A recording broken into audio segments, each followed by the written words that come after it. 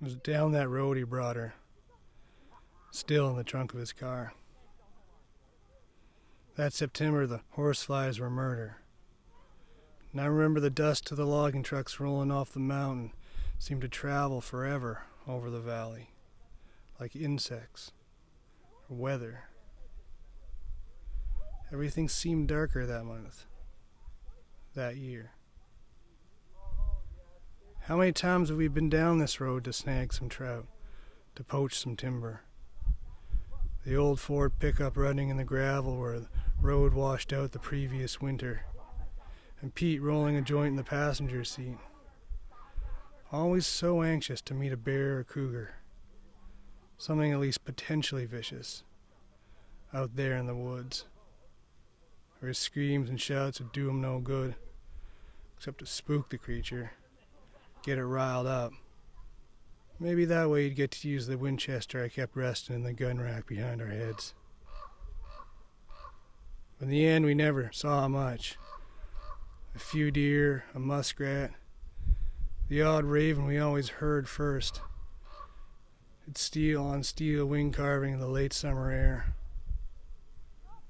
We did a lot of talking, swallowing of beer.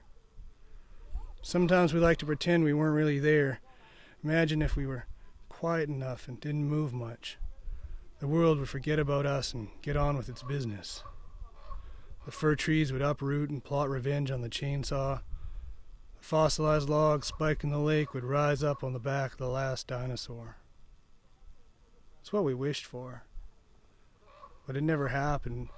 And after a while, we'd split the final round or pack up the tackle, toss it in the back of the truck, maybe smoke a last J. I remember we always smelled of fish or sawdust by the end of the day, and there was a tape of Stan Rogers we liked to play on the drive out, which is what we were doing in the twilight of that afternoon. When we turned the corner and spotted the rust-bitten Chrysler stopped on the shoulder with him hunched over, hauling a figure up and out of the trunk. He paused at the sound of the truck but didn't look up, and we could tell by the hair and slender arms and fingers it was a woman he had draped over him like a rug. As we got closer, he started for the woods, and I thought I spotted blood on the hood of the car.